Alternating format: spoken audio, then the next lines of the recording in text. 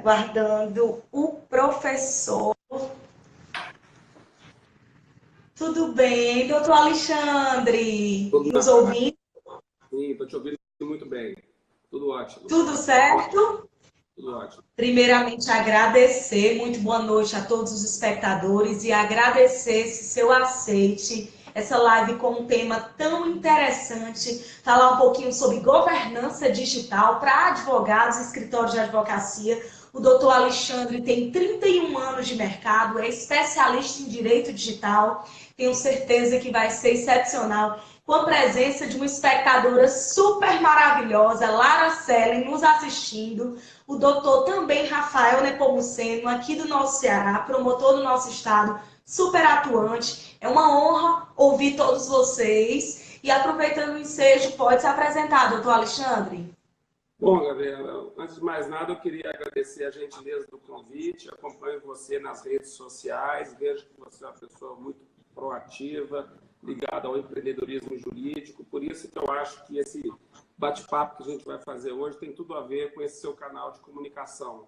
Que nós vamos falar de uma nova advocacia, uma advocacia que está já chegando com muita força, que vai mudar completamente a forma pelo qual os advogados prestam seus serviços, são remunerados, e por isso, sempre quando a gente tiver a oportunidade de dialogar sobre esse novo direito, esse novo empreendedorismo que está acontecendo, é sempre uma chance muito bacana, porque, com certeza, a maneira como os nossos pais advogavam não mais serão as mesmas em relação ao nosso trabalho. Por isso é que a gente precisa se adaptar a esse momento e entender que mudanças são essas, que cultura nova que está sendo criada, para que a gente possa sempre, enfim, se adaptando. Já dizia Charles Darwin, né? Os mais adaptados ao meio sobreviverão. Então, nós estamos aqui para poder colaborar nisso aí.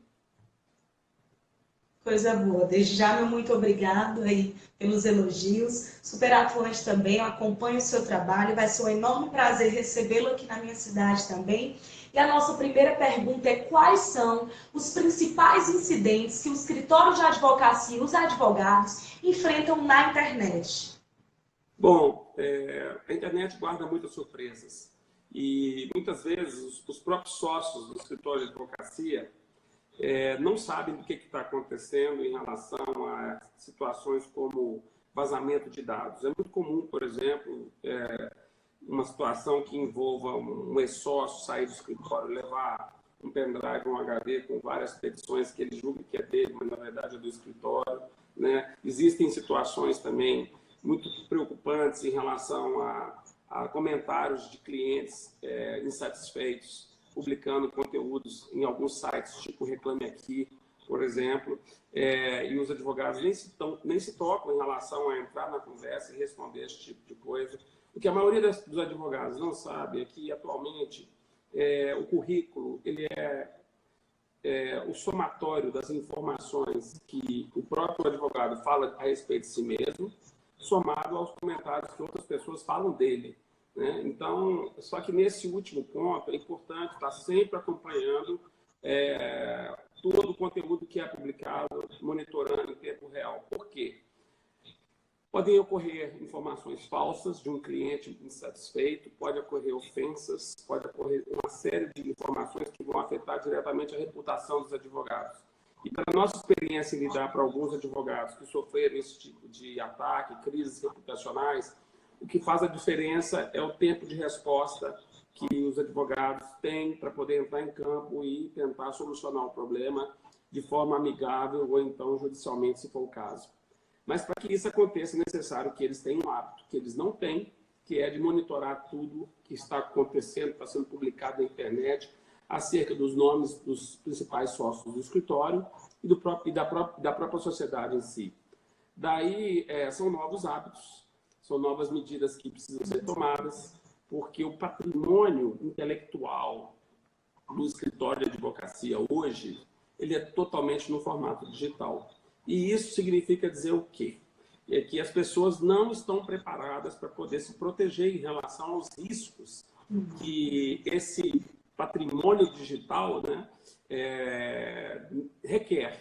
Por isso é que o tema da nossa conversa hoje é governança digital. Governança digital para advogado significa dizer, governar é tomar as rédeas de todas as informações digitais que estão circulando, tanto no ambiente público, sejam informações divulgadas pelo próprio advogado, algumas delas, por exemplo, podem estar incorretas, ultrapassadas, e que eles normalmente não se tocam em relação a isso.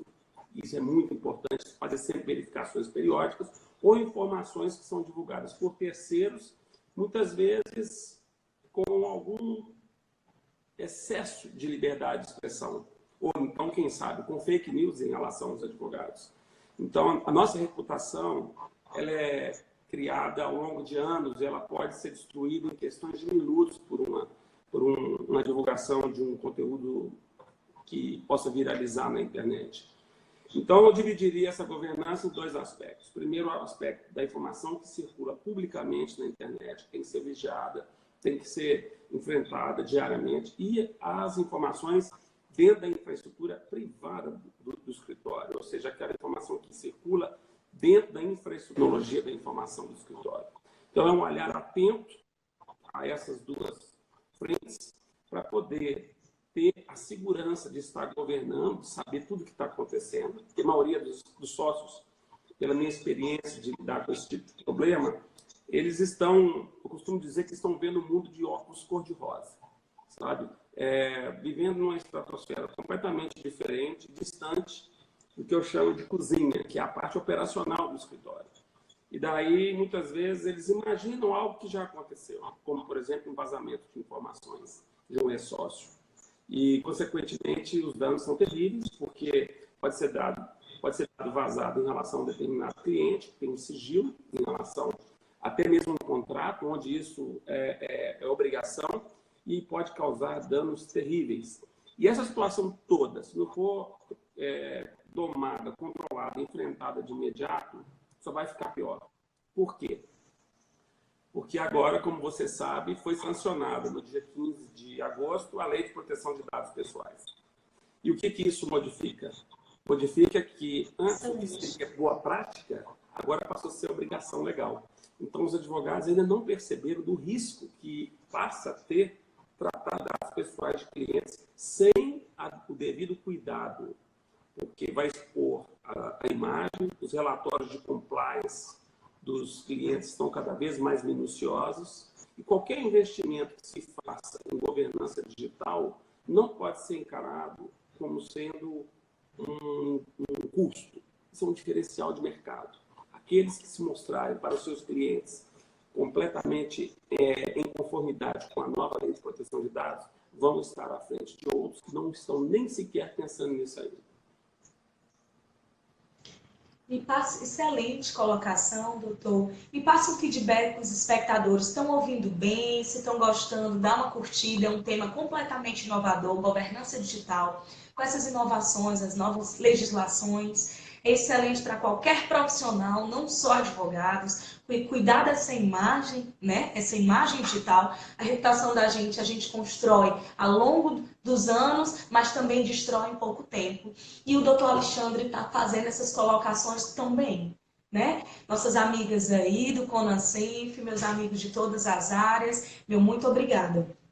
Doutor, fala um pouquinho por que os advogados costumam ser alvo desses tipos de incidentes? Bom, primeiramente, porque... Se você puder falar com a classe toda, né? Sim,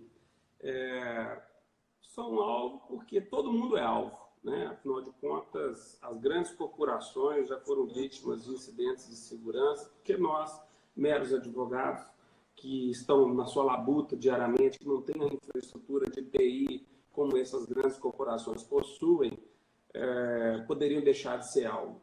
Sobretudo porque as nossas informações, aquelas informações dos nossos clientes que a gente armazena, são muito valiosas, são sensíveis, ou podem se relacionar à esfera de privacidade desses clientes, ou mesmo a segredos comerciais, algo desse gênero, que certamente são muito atraentes para que não apenas hackers, mas até mesmo o que a gente chama dos infiltrados, ou seja, pessoas de dentro da própria empresa que resolvem ter acesso à informação e compartilhar de forma não autorizada. Então, essa situação das informações muito valiosas que a gente trata. O desleixo em que os sócios mantêm a sua infraestrutura de segurança da informação. A maioria das vezes, assim, com uma estrutura muito vulnerável.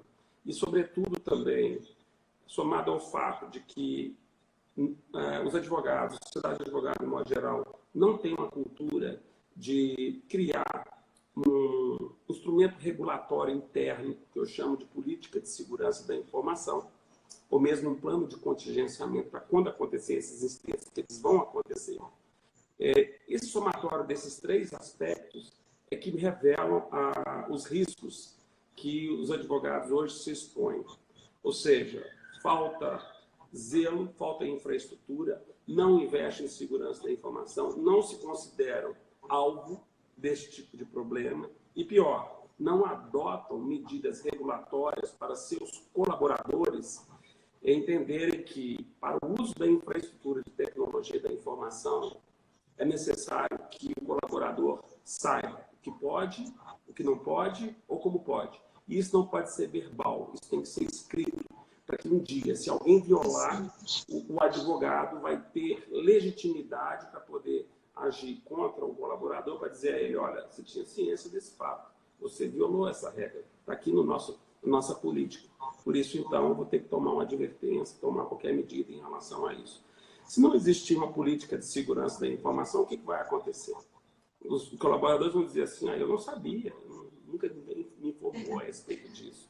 E essas facilidades de espetar um pendrive, de levar informação por e-mail, tirar foto do smartphone de tela, ou seja, são inúmeras saídas que existem que os sócios nem sequer estão pensando nisso.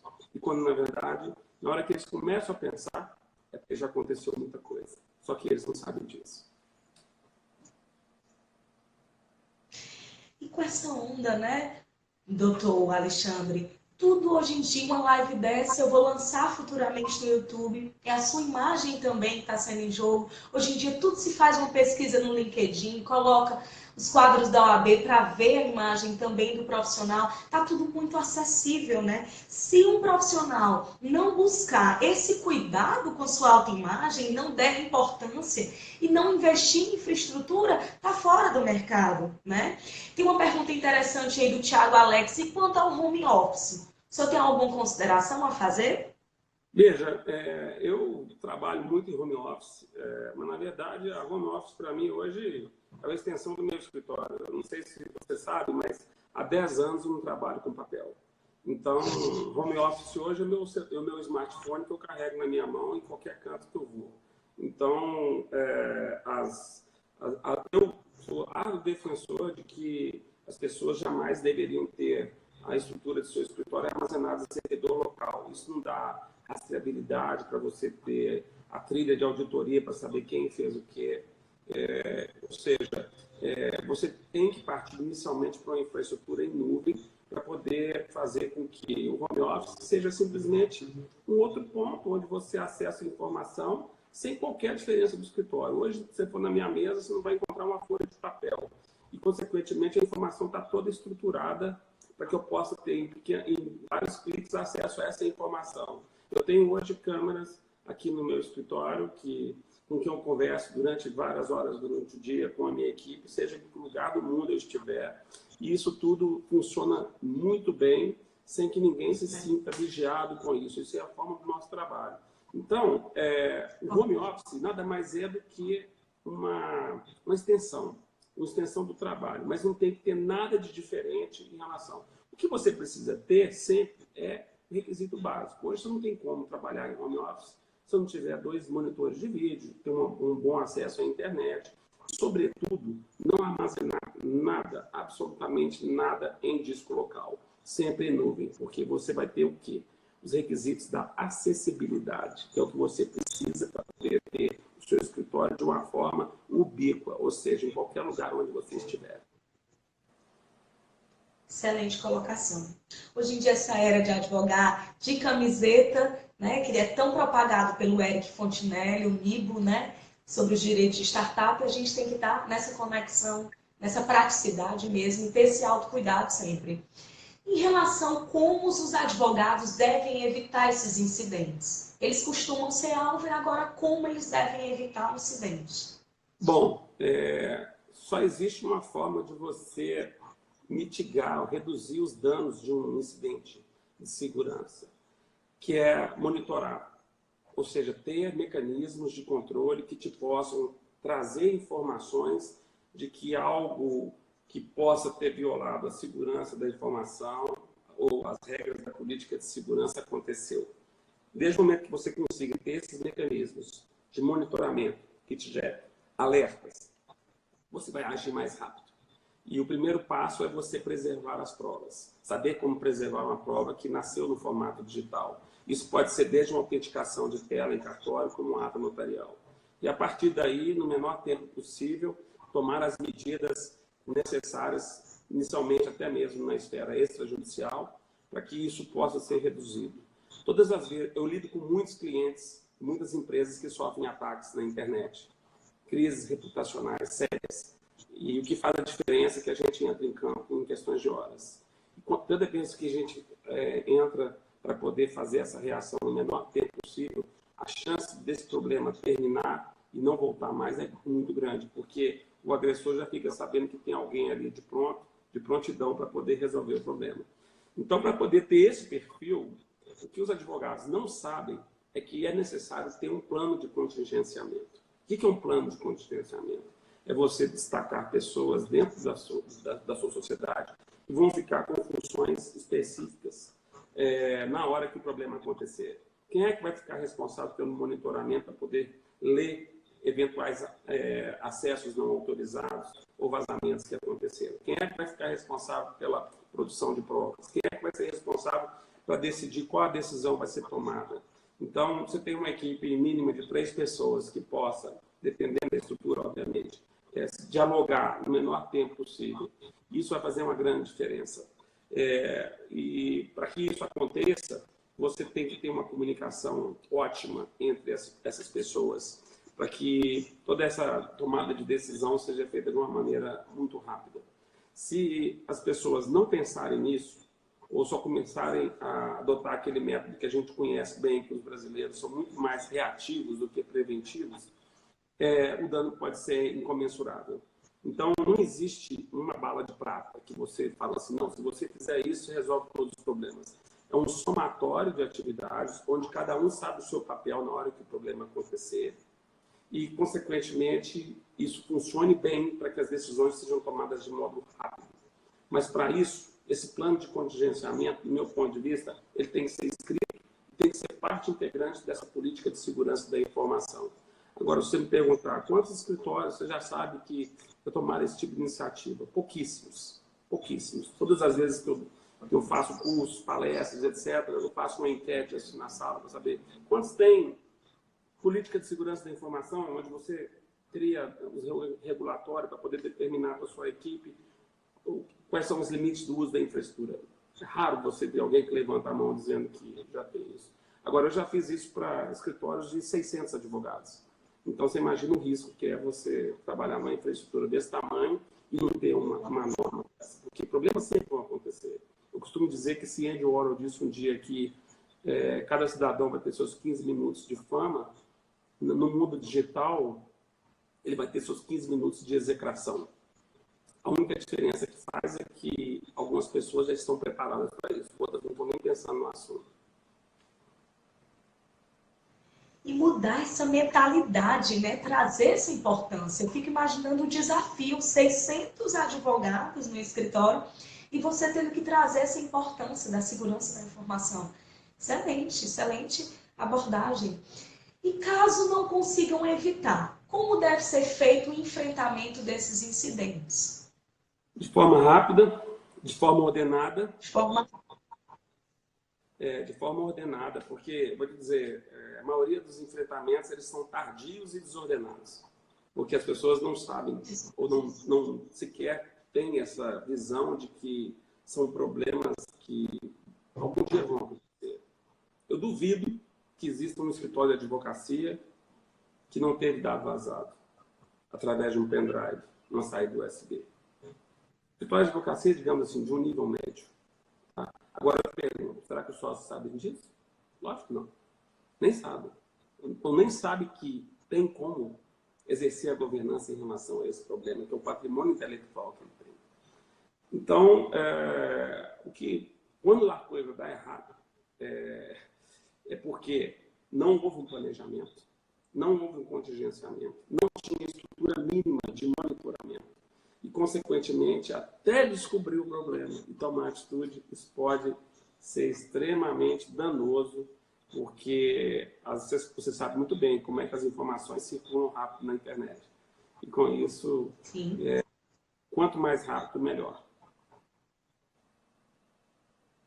Não se espera, né? Hoje é tudo muito rápido, muito prático. Aqui a Essa nossa live amanhã já vai ser editada, depois já vai estar no nosso YouTube e as pessoas já vão estar tendo essas informações, né? verdade. Gente, tá tudo ok no áudio. Se tiver, dá uma curtida, aperta o coraçãozinho para essa live ter o máximo de alcance, outras pessoas possam se aprofundar nesse tema, que é totalmente inovador no mercado, e com um profissional de excelência como o doutor Alexandre.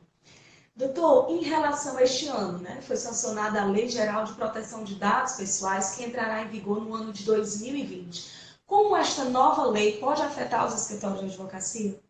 Afetará diretamente em vários aspectos, sobretudo em relação às obrigações que os advogados passam a ter em relação ao tratamento de dados.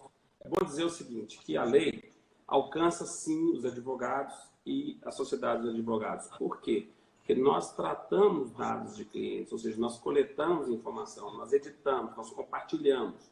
Isso tudo porque a nossa atividade tem fins econômicos. Então, esse é o requisito da lei que nos enquadra nas obrigações que ali estão. Então, vai ser muito comum, a partir de agora, verificar que os clientes vão exigir dos escritórios de advocacia, através dos relatórios de compliance, requisitos que até hoje sequer foram pensados. Outro dia mesmo eu recebi de um grande cliente com a Central Elétrica aqui de Minas Gerais, a CEMIG, um relatório que queria saber toda a minha infraestrutura de tecnologia da informação, o sistema operacional que eu usava, o sistema antivírus que eu tinha.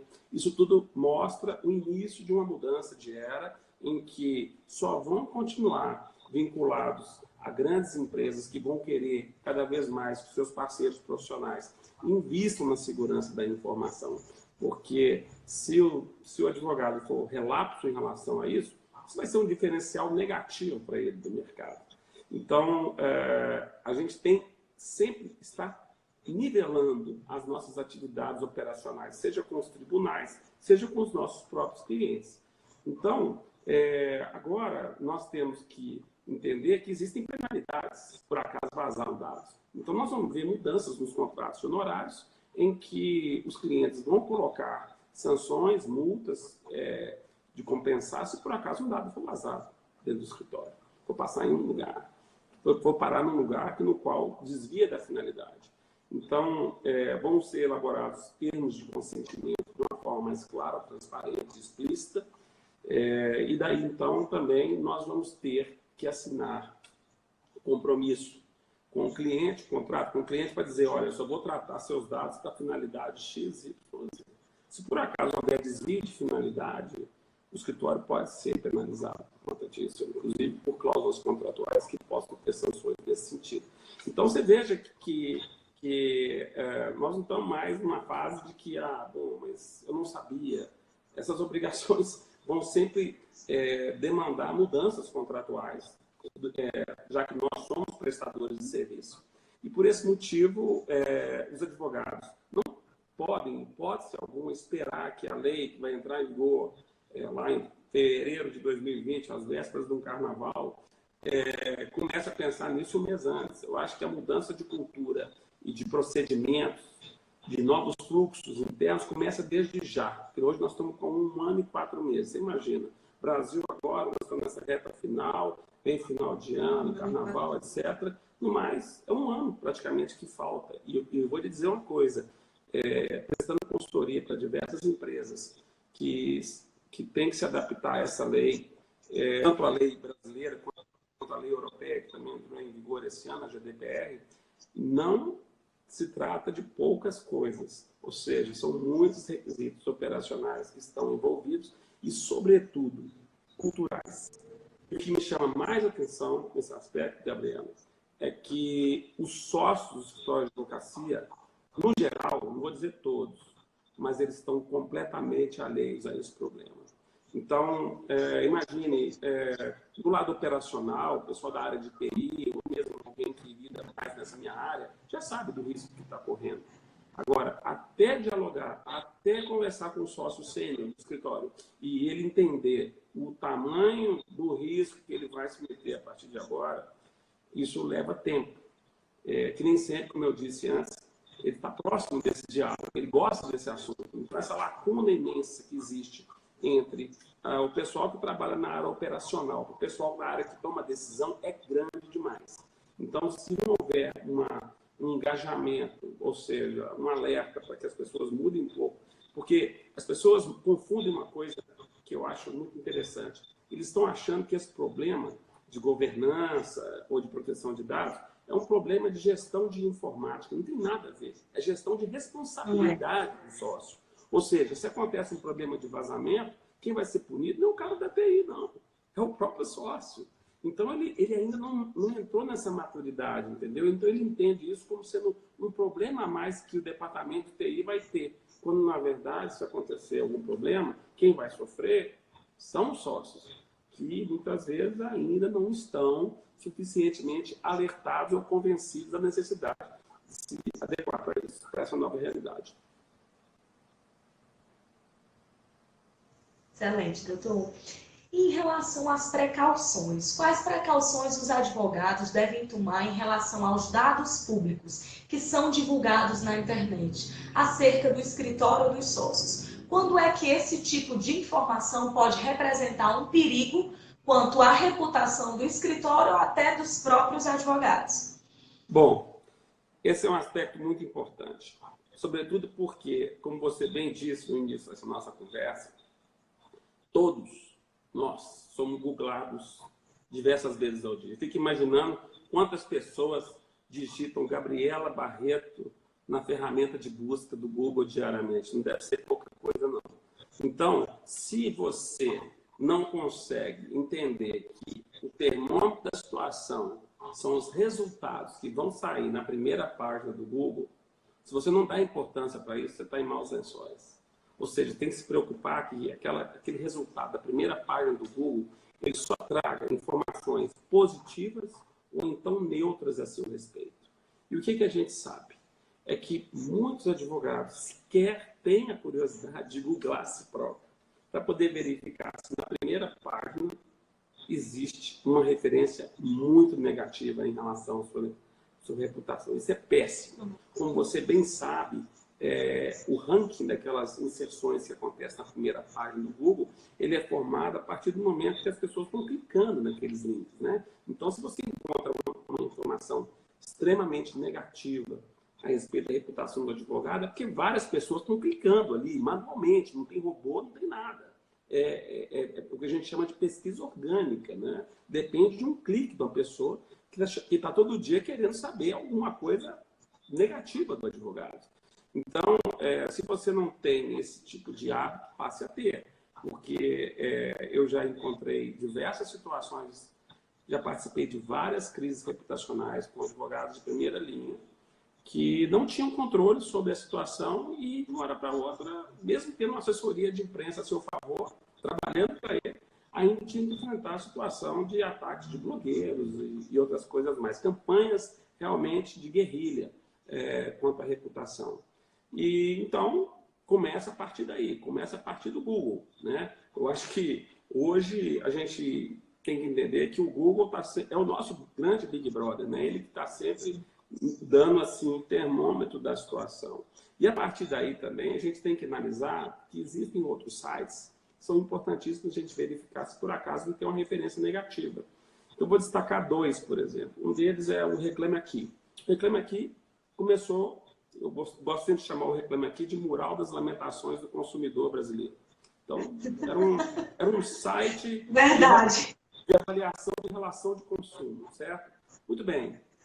Nós sabemos, relação de consumo não é uma relação cliente-advogado. Nós somos prestadores de serviço.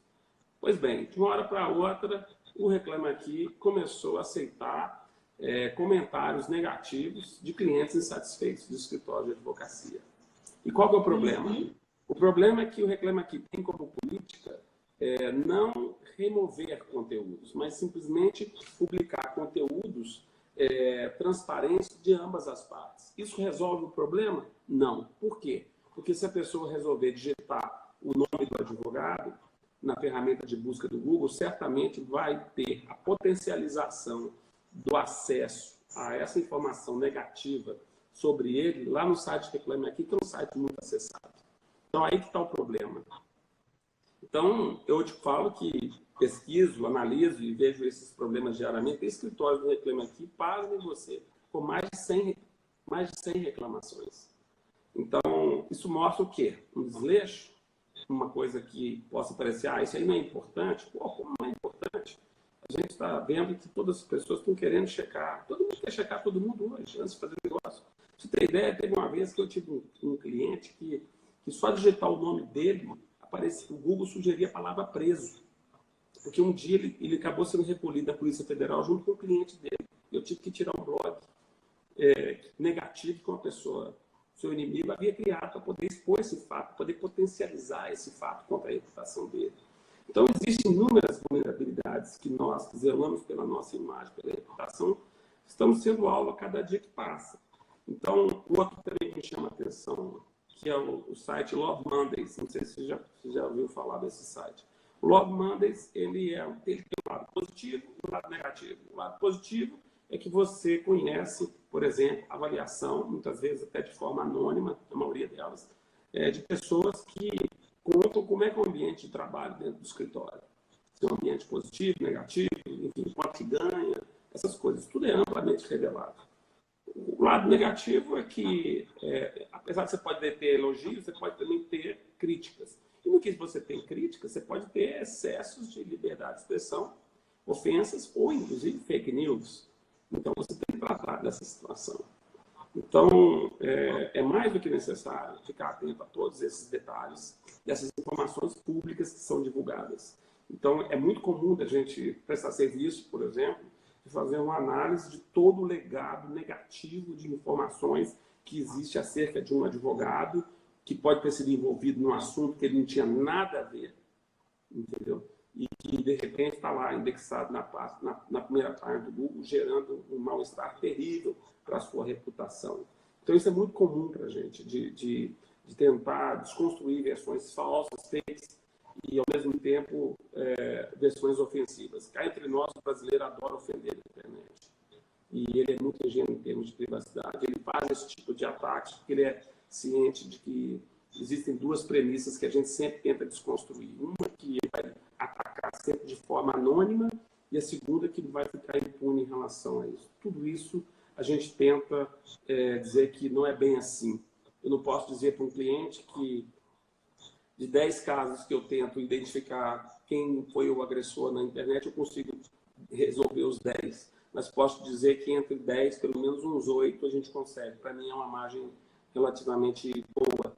Então, voltando a dizer o que eu já falei há um pouco tempo atrás, lembre-se que hoje o seu currículo ele é o somatório das informações que você revela sobre si próprio, que muitas vezes podem estar desatualizadas. Você tem que verificar isso para poder deixar só aquilo que realmente corresponda à realidade. E mais, vale muito mais o comentário de terceiros a respeito da sua reputação. Por isso é que, se você entender dessa forma, você vai estar sempre vigilante e coibindo excesso para evitar que a internet traga surpresas. Excelente colocação, excelente abordagem, doutor. Desde já, meu muito obrigada ao PH Lisboa, Danila, Rafaela, Lucas Fontinelli, todos os amigos aí prestigiando seus trabalhos, desde Aracaju, desde o Rio de Janeiro, desde Fortaleza, muita gente maravilhosa aqui querendo entender um pouquinho de um tema completamente inovador que está sendo abordado com tanta capacidade. Doutor, o senhor veio muito falando sobre o futuro da advocacia, essa quarta revolução industrial. Como você enxerga o nosso futuro, o advogado do futuro? Olha, eu vou dizer que hoje no Brasil nós temos 105 milhões de processos judiciais ativos. Esse número corresponde hoje a cerca de 20%. Desse número, 20% são processos que nasceram em formato digital e tramitam em formato digital. Daqui a 2 anos, nós vamos ter esse número dobrado, de 20% para 40%, com certeza. Isso significa dizer que os advogados do futuro eles vão ter que ter um talento que hoje eles não têm, que é saber lidar com a informação desapegada do papel. Inclusive, eu vou ter a oportunidade agora no dia 20 e 21 de novembro, pela primeira vez, está ministrando um curso na Future Law em São Paulo, ensinando como é que se monta um escritório sem papel. Vai ser muito interessante. É um curso de 2 dias. Então, o que eu vejo é o seguinte, as pessoas não têm talento operacional para lidar sem papel. E se eu pudesse destacar para você, Gabriela, 3 itens que eu acho importantíssimos para os advogados refletirem, os novos advogados refletirem sobretudo, do que para mim é relevante, é o que faz o diferencial em relação ao perfil do advogado. O primeiro deles é ética. As pessoas têm que saber ter ética. Sobretudo porque no mundo digital existe sempre aquela aparência, né, de que a tecnologia favorece o anonimato. Então, consequentemente, eu acho que... Fake news. Doutor, o que eu vejo muito, eu já entrevistei muitas pessoas, inclusive algumas blogueiras, eu estudo muito o perfil dos bloggers jurídicos, né? E o que eu vejo muito é congruência de valor. Eu acho que isso está se perdendo. É muita curtida, muito comentário congruente com o que você pensa mesmo. Será que não é só para ter uma curtida, uma seguida de uma outra pessoa, ou para passar uma autoridade? O gatilho da autoridade indireta para atrair novos seguidores. Até que ponto fazer esse tipo de marketing político, né? Esse tipo de informação. Eu costumo dizer que a internet ela é uma grande facilitadora da gente se comunicar bem, mas que nada supera o contato presencial. Muitas vezes a gente vai fechar negócios com clientes que jamais a gente vai encontrar presencialmente. Mas, voltando aos pontos, eu queria dizer, primeiro ponto, ética, ou seja, não é porque tem o digital que você não pode perder os seus valores em relação a saber zelar pela confidencialidade, pelo sigilo, pelo respeito ao patrimônio intelectual do escritório. O segundo ponto é que, e pior, né, porque se existe alguma violação de ética, tudo vai ser potencializado no digital. Eu costumo dizer que a gente leva para o digital todos os nossos hábitos que a gente tem na vida presencial, só que com uma diferença. Se a gente pratica um ato no digital, por exemplo, se um advogado vai embora e leva todos os arquivos do escritório de uma determinada área, ou se fosse um estagiário um dia resolver colocar um pendrive, copiar todas as peças da área de família, por exemplo, levar para casa para estudar, né? Para estudar, não é estudar nada, é para poder levar cópia de peça. Isso pode gerar para ele um problema ético grave na OAB. Porque isso no mundo digital deixa muito mais vestígio, deixa muito mais rastro, e ele não sabe disso. Segundo ponto que eu acho importantíssimo, saber se comunicar bem. Hoje a gente tem milhares de ferramentas de comunicação instantânea, como essa maravilha que nós estamos aqui agora fazendo através dessa live aqui no Instagram e conversando com tantas pessoas interessantes. E você sabe explorar isso muito bem. Parabéns pelo seu trabalho de estar sempre tirando o maior proveito dessa situação. Agora, será que todo esse pessoal das equipes, dos colaboradores, sabem se comunicar bem? Ou seja, eu tenho ferramentas de comunicação aqui, que eu posso estar na China, como aconteceu há pouco tempo atrás, eu tinha uma disciplina de entrar em determinada hora do dia, fazer minha reunião com minha equipe, como se eu estivesse sentado do lado deles. Então, outro dia foi revelada uma pesquisa da FGV em São Paulo, achei muito interessante, dizendo que uma característica negativa que o advogado tem é que ele é fechado numa redoma. Então, ele não está acostumado a trabalhar em grupo. E isso é uma grande realidade. E o mundo digital entra em choque com isso diretamente. Então, aqueles que são fechados na sua redoma, ficam lá fechadinhos, só indo elaborando a petição, isso acabou.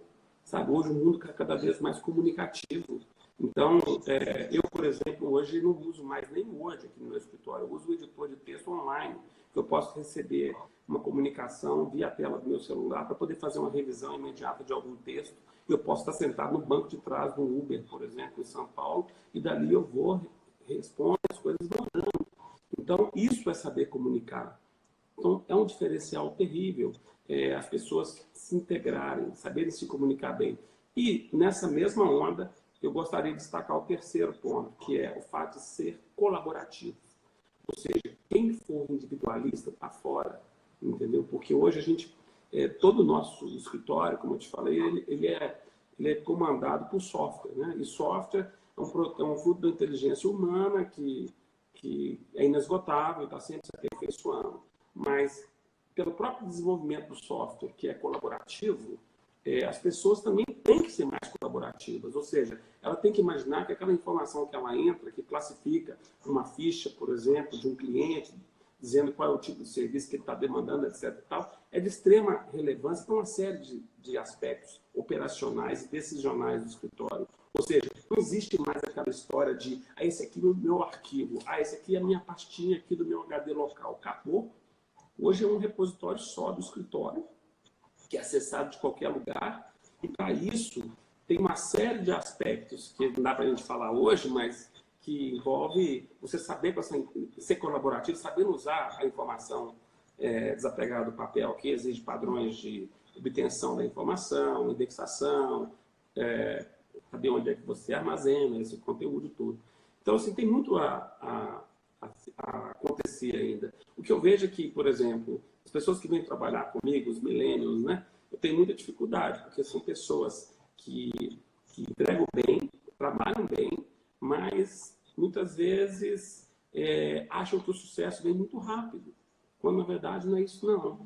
Sabe? Acho que essas mudanças da internet, esses exemplos que você falou aí há pouco, né, as pessoas querem se tornar muito pop, né, muito wannabe demais, né?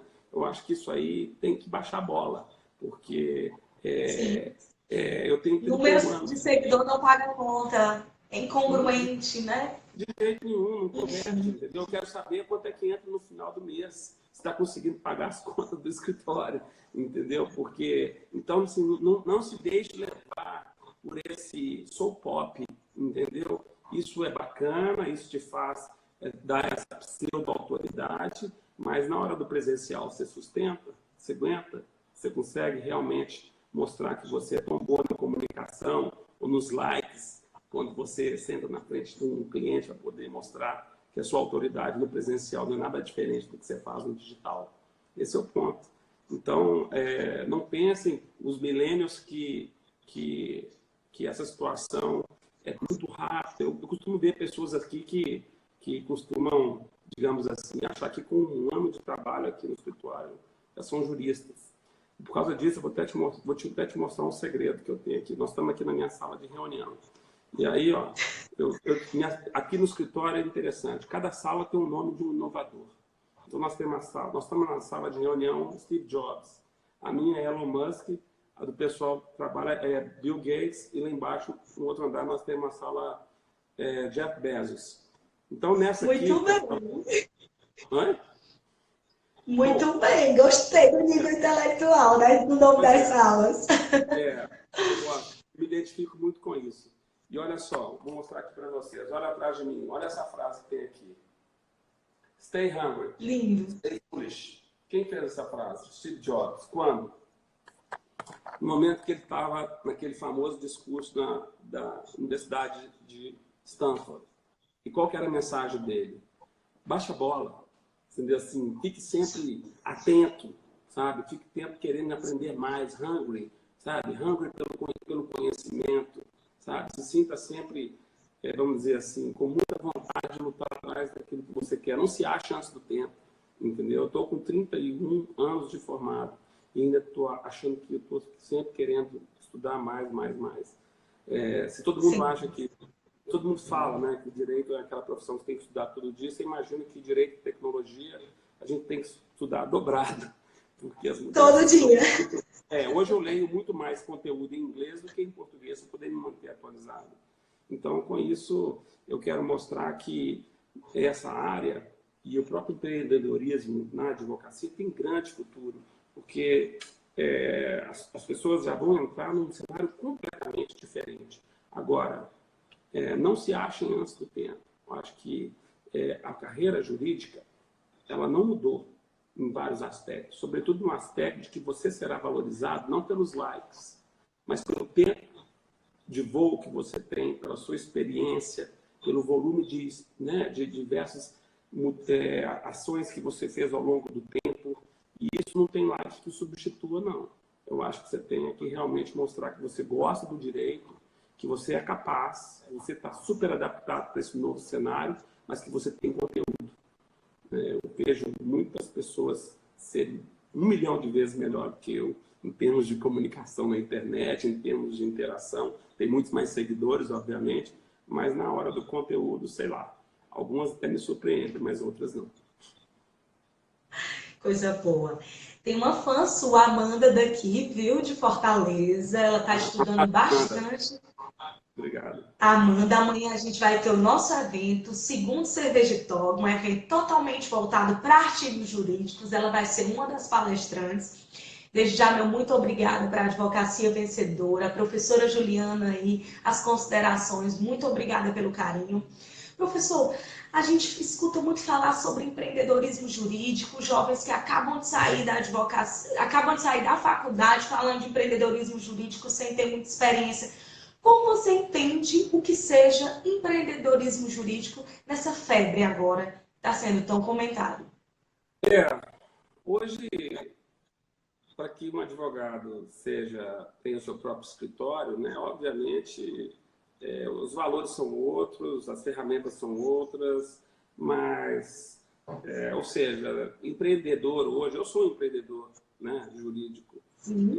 Hoje no meu escritório a gente tem uma equipe jovem que trabalha e a gente está sempre passando por novos desafios. Empreendedor hoje eu acho que é você enxergar o mercado, entender como é que as coisas hoje estão rapidamente se modificando. E no meu ponto de vista isso é acelerado sobretudo pelo fato de que hoje nós temos a informação tramitando sem papel. Isso muda completamente o timing do escritório, surgem novos serviços, surgem novas oportunidades.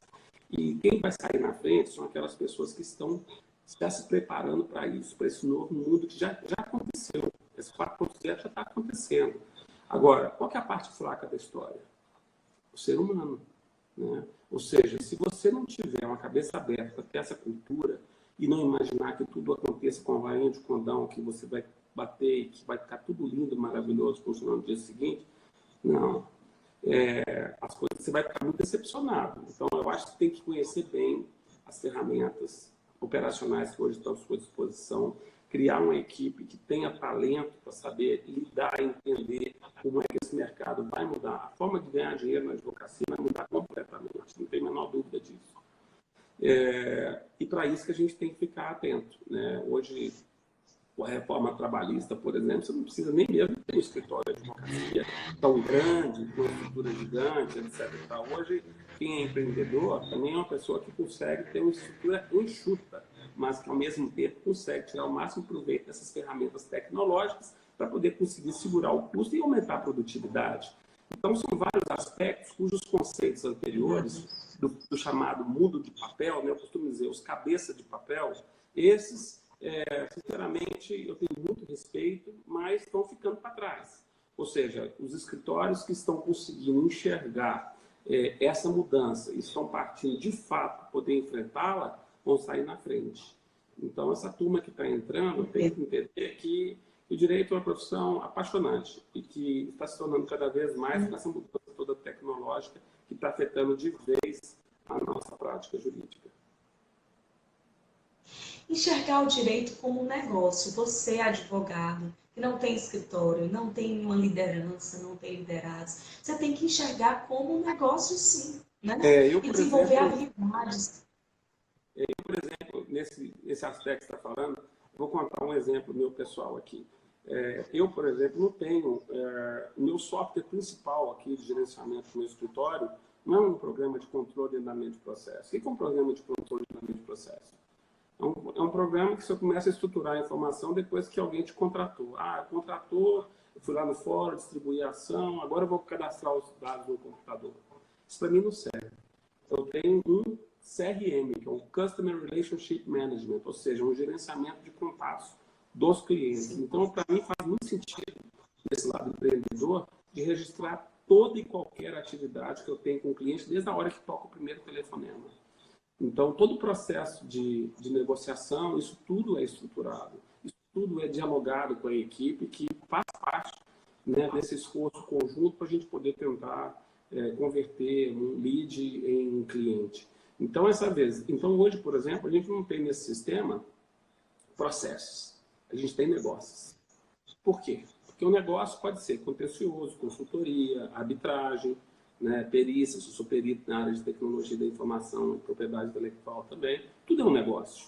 Então, se a gente estiver preparado para essa imagem, para essa cabeça, a gente vai compreender melhor esse mundo que está vindo por aí.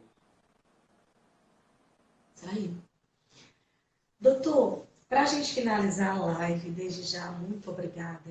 Quanta sapiência, quanto uma forma de comunicação eficaz, abordar temas importantíssimos e a gente poder juntos construir esse ecossistema de pessoas que pensam fora da caixa. O meu maior intuito, quando eu comecei, surgiu de uma brincadeira, né? Entrevistar no mês de agosto, no mês do advogado, algumas personalidades jurídicas, e eu fui me identificando de tal forma, e eu não. É isso que a gente precisa, propagar o máximo de conhecimento para os jovens advogados, aqueles advogados frustrados na carreira, o que a gente pode dissipar de melhor, né? E que juntos possamos formar esse ecossistema de pessoas que pensem fora da caixa, que façam diferente, né? E leve essa liderança, essa inspiração para outras pessoas em cada estado. Finalizando a nossa live, meu muito obrigada por tanto conhecimento. Um conselho para esses novos profissionais, né, que estão saindo agora da faculdade. Faculdade de Direito ensina direito, né? Não ensina você a advogar. Muitos ficam achando que só quer concurso público. Eu mesma fui uma que estudei 3 anos para o concurso público porque eu não tinha experiência na advocacia. Então, o meu campo de visão era só esse. E as aptidões que eu tinha só me levavam para a advocacia, só me levavam para outros nichos do mercado jurídico. Qual o conselho que você daria para essa pessoa que está também fracassada na profissão, que é mais um que fala mal do país, da crise e do desemprego?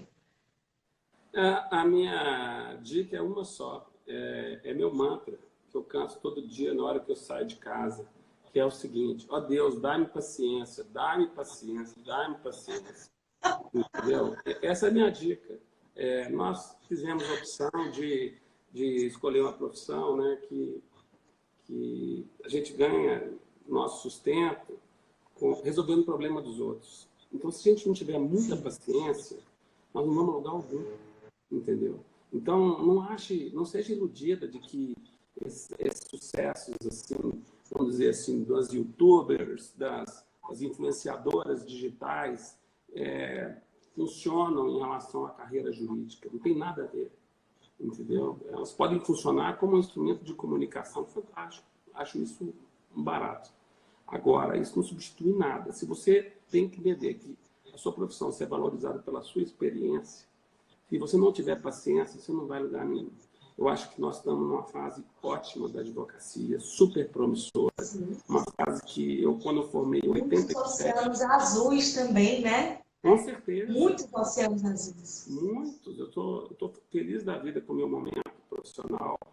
Coisas que eu imaginei, Gabriela, lá quando eu formei em 87, entendeu? Eu imaginava que esse dia, e sobretudo agora eu estou vendo que eu estou preparado para isso. Estou muito feliz de poder estar com uma equipe tão bacana de colaboradores, como eu consigo reunir aqui, pessoas realmente muito valiosas. Eu estou muito realizado com isso. E, então, só que isso tudo é alcançado com muita paciência. E nada surge de um suporte, vamos dizer, de uma vantagem, de uma situação repentina. Não existe sorte, existe dedicação, muito trabalho, sobretudo se você consegue ainda fazer o trabalho como eu faço, com muita paixão, com muito amor. Eu acho que quem está de fora muitas vezes vê meu ritmo Hoje aqui em São Paulo, divido minhas atividades entre BH e São Paulo toda semana. Ele fala assim, nossa, como é que você dá conta? Eu dou conta porque eu sou apaixonado pelo que eu faço. Eu acho que isso é que faz a diferença. Mas sempre com muita paciência. Sem paciência nós não vamos mudar algo. Bacana. Muito obrigada, doutor. Eu te espero aqui em Fortaleza, no Estaremos nosso juntos. evento presencial, se Deus quiser.